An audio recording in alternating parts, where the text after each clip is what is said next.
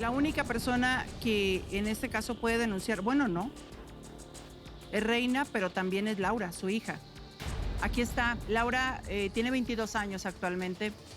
Yo aplaudo el hecho de que cuando menos, ¿verdad?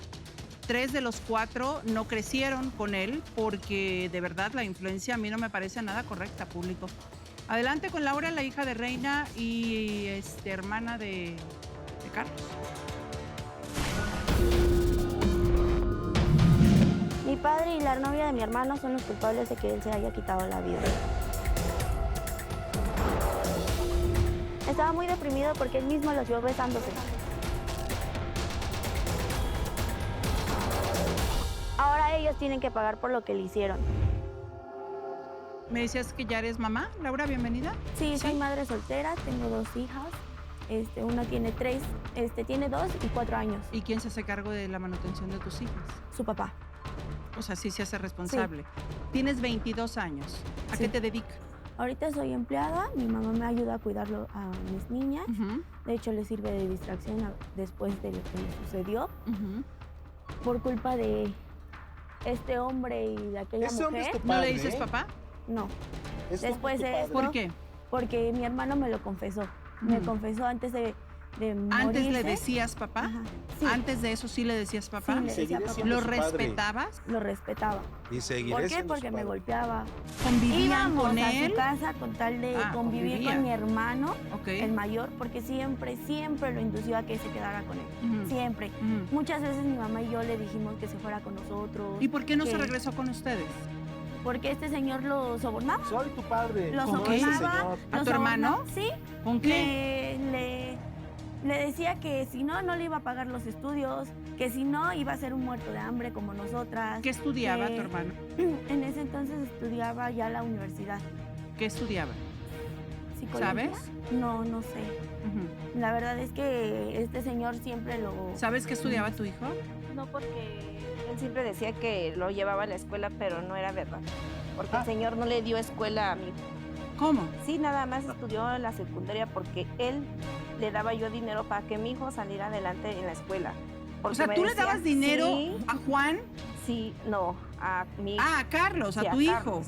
Para que él siguiera estudiando. Sí, él no se hacía responsable por nada de los niños. Nunca se hizo responsable por que le diera dinero para sus estudios, jamás. Oye, pero fíjate lo que ocurrió y no es para que te sientas mal, pero yo supongo que cuando, Adriana, y esto pues está en estadísticas, cuando como padres no estamos involucrados en los estudios de los hijos, en las actividades escolares o no sé, en la boleta de calificaciones y demás, o los resultados que puedan tener los estudiantes, yo creo que se puede dar como que este tipo de situaciones en las que el dinero se desvía. No va precisamente al gasto al que va dirigido, sino se desvía y obviamente pues se puede caer en este mundo de las drogas, ¿no? Absolutamente.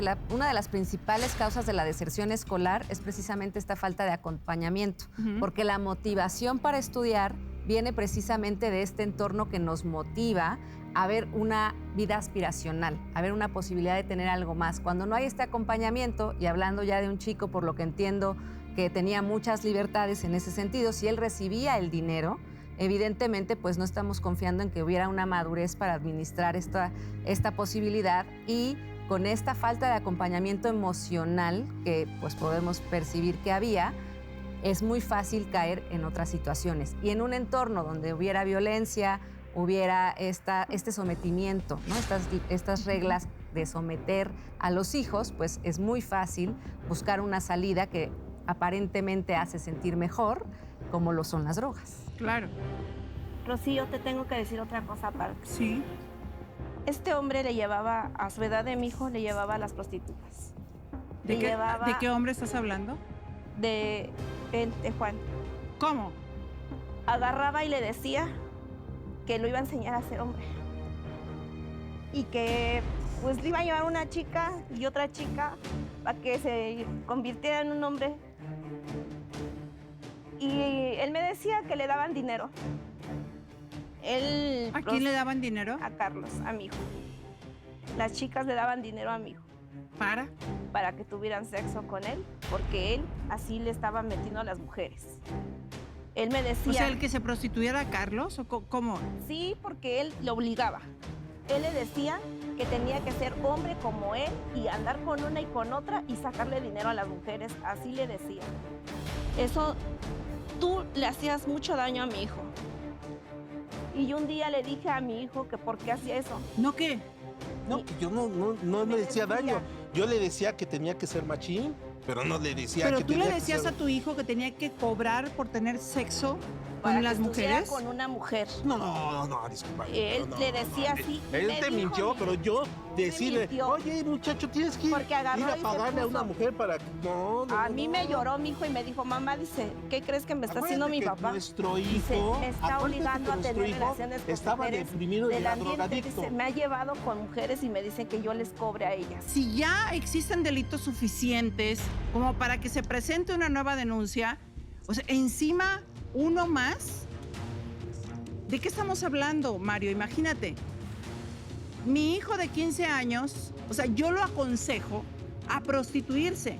Y además le digo claramente, tú tienes que sacarle dinero a las mujeres a cambio de que estén contigo sexualmente.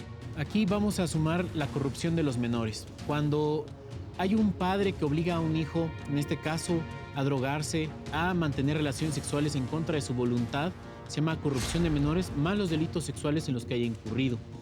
Juzgando por la forma en cómo se ha expresado, en la que él nos indica que él llegó cuando su hijo aún estaba teniendo este suceso, debe de haber una denuncia necesaria para conocer si bien fue orillado a suicidarse o bien hubo algún otro factor que culminara con su fallecimiento. Perdón, pero tengo que hacer un paréntesis porque estamos hablando de alguien que ya no está, como bien lo dijiste. Este tipo de demandas o de denuncias aplicarían aún cuando él es el afectado es finado. Sí, sobre todo porque no se trata de que también merezca el justicia, sino realizar una pena a quien probablemente lo orilló a ello. Ok, Hay ¿y veces... quiénes tendrían que denunciar? ¿Laura, su hermana, y Reina, su mamá? Reina debe denunciar y Laura como su testigo, porque si bien el móvil ya no existe, pero sí hubo una afectación. Okay. Y hubo alguien a quien no se le hizo justicia de los 15 al momento en el que falleció. Y los delitos cometidos en contra de los menores de edad, en específico de este estilo, no prescriben incluso con el fallecimiento. Y se le debe hacer justicia aún ya fallecido. Y bien, si hubo alguien que lo orilló a cometer este tipo de actos o tuvo que ver con la culminación de su vida, debe de pagar por ello. Pues yo, el Sí. día que falleció mi hijo, agarré, él estaba muy, pero muy nervioso. Me decía que no dijera nada, que no hablara, que me quedara callada, que él ya estaba arreglando el problema. ¿Acerca de qué? De la muerte de mi hijo, cuando lo descolgaron, porque el lazo que tenía colgado tampoco era de él. ¿Cómo que no era de él? Desaparecieron el lazo. Dijeron que mi hijo se había ahorcado, pero que la tía había agarrado el lazo y lo tiró en la basura. Y agarraron otro lazo que no era de él. ¿Pero El por que- qué? Porque dice que tenía mucho miedo el señor que lo vayan a volver a meter a la cárcel. ¿Pero por qué vas a alterar la escena del suicidio? O sea, el que nada debe, nada Estuvo teme. muy Aquí rápido habría que todo. conocer si fue suicidio u homicidio. Yo hice todo Wow. lo posible para investigar y él me decía que no hiciera nada. Estaba muy nervioso. Y A me ver, decía, aquí es muy delicado lo que estás diciendo. Sí. Y yo creo que se tendría que pedir se puede pedir, se puede hacer eso, Mario, que se reabra una carpeta de investigación. Sí, no hemos tenido ninguna. Hay que iniciar esta denuncia para conocer cuáles fueron los hechos en ese momento, hacer las pruebas necesarias y verificar si efectivamente fue un suicidio o un homicidio. Pero no existe, entonces no existiría en el caso de suicidio una carpeta. No, cuando llega el suicidio, Ajá. pues las autoridades, si no hay una denuncia que lo lleve a, pues vamos a investigar un posible homicidio, las Ok. autoridades ya no hacen nada.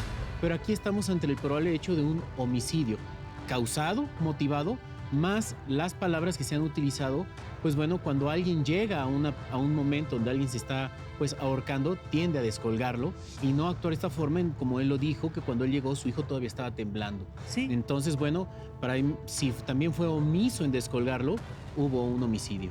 Porque además los hechos ocurrieron justo una hora después de que Carlos todavía estuvo bailando con su mamá, estuvo festejando con su mamá, con sus hermanos. Sí, A mí En una incluso- estaba fiesta, ¿no? bailando en la fiesta de mi hijo, el más chiquito, y todavía me dijo que él me quería mucho y que él se iba a ir muy lejos, pero que siempre iba a estar conmigo, pero no me dijo que se iba a quitar la vida, solamente me dijo que se iba muy lejos. Y entonces en ese momento me dice que a su papá no lo quería. Dice, no lo quiero ni ver. Pero no te dijo por qué, No me quiso decir nada. excepto a ti, Laura. A mí sí me contó. Me contó que ese día, en la mañana, fue a la casa de este señor y encontró a aquella con este señor besándose.